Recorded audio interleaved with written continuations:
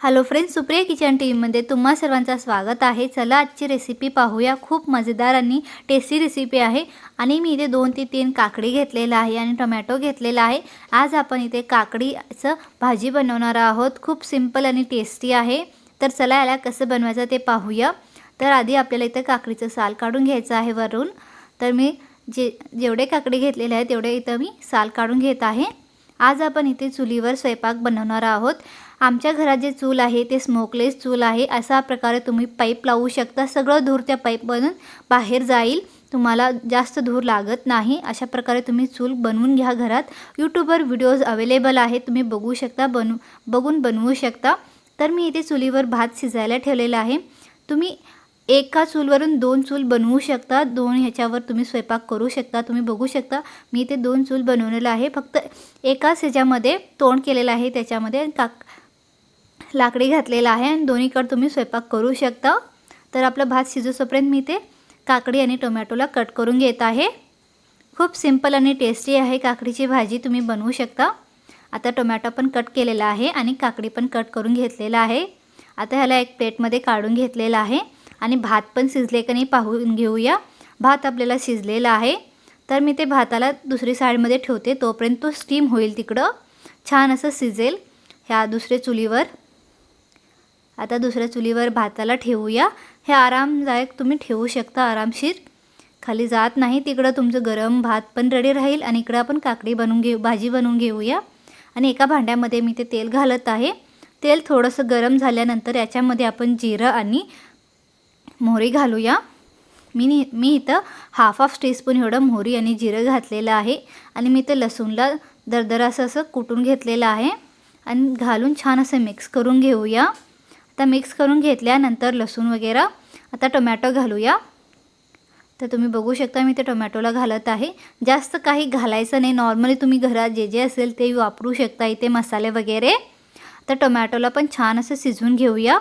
Tomato हलकंसं शिजल्यानंतर मी इथे जे घरात आपलं नॉर्मली मिरचीचं पावडर असते, मसाला मिरचीचं पावडर, ते घेतलेलं आहे 2 टेबलस्पून एवढं आणि थोडंसं हळदी आणि गरम मसाला घातलेला आहे। छान असं मसाल्याला पण आपण मिक्स करून घेऊया आणि शिजवून घेऊया। तुम्ही बघू शकता भाजी टोमॅटो छानपैकी असं शिजलेलं आहे आणि तेल पण सुटत आहे।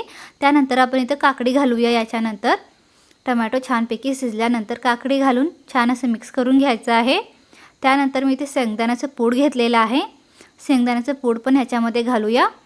छान टेस्टी लागतं शेंगदाण्याचं कूट घातल्यामुळे। आणि थोडंसं पाणी घालूया आपण, तुम्ही तुमच्या गरजेनुसार पाणी याच्यामध्ये घालू शकता आणि छान असं मिक्स करून घेऊया पाणी घातल्यानंतर। आता आपल्याला थोडंसं चवीनुसार मीठ घालूया।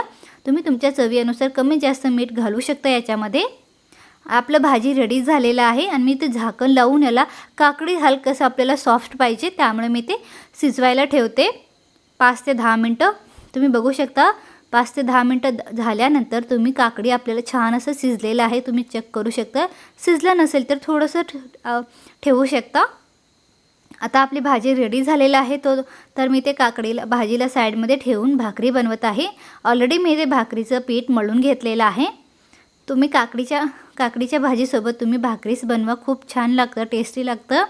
तुम्ही बाजरीची भाकरी पण बनवू शकता, नाही तर ज्वारीची पण भाकरी बनवू शकता। तर मी ते ज्वारीची भाकरी बनवत आहे आणि भाकरीला पण छान असं थापून घेऊया आपण। तर भाकरी पण आपली रेडी झालेलं आहे। आता याला आपण शेकून घेऊया। तुम्ही नाही तर चपाती पण खाऊ शकता, पण चपातीपेक्षा भाकरी छान टेस्टी लागते काकडीच्या भाजीसोबत। व्हिडिओ छान वाटत असेल तर लाईक करा आणि शेअर करा। आणि मी इथं भाकरीला थोडंसं वरून पाणी लावत आहे। एक कापडाच्या साहाय्याने, तुम्ही हाताच्या साहाय्याने पण लावू शकता, पण हात जळेल त्यामुळे मी ते कापडाच्या साहाय्याने एक कॉटनचं कपडा घेतलेला आहे। आता दुसरी भाकरी पण बनवून घेते। आजकाल सगळेजण गॅसवरचं जेवण खात आहेत। गॅसवरचं जेवण तेवढं टेस्टी आणि मजेदार नाही लागतं, जेवढं आपण चुलीवरचं भाकरी खाईल ना तेवढं छान आणि मजेदार लागतं। तर आपली भाकरी पण रेडी झालेली आहे। दुसरी भाकरी पण मी ऑलरेडी इथं घेतलेलं आहे बनवून, तुम्ही बघू शकता। आणि हे पण भाकरी तुम्हाला कडक भाकरी पाहिजे असेल तर तुम्ही छान असं तुम्ही याला कडक होईपर्यंत याला शेकून घेऊ शकता। भाकरी सगळे बनवून रेडी झालेले आहेत। तर मी ते शेंगदाणे घेतलेलं आहे, याला पण थोडंसं आपल्याला फ्राय करून घ्यायचं आहे।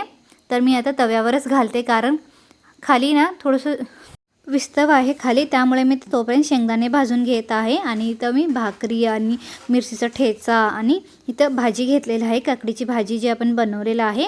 शेंगदाणे भाजेपर्यंत मी इथे जेवण करून घेते. तोपर्यंत आपले स्वयंपाक तर रेडी झालेला आहे चुलीवरचा. व्हिडिओ छान वाटले तर लाईक करा, शेअर करा. आत्तापर्यंत आमच्या चॅनलला सबस्क्राईब नाही केलं तर सबस्क्राईब करून घ्या, कारण अशाच प्रकारे मजेदार आणि टेस्टी रेसिपी तुम्हाला मिळती राहील. भाजी पण छान बनलेला आहे, मिरचीचा ठेचा पण रेडी आहे. तर चला पुढच्या व्हिडिओमध्ये भेटूया.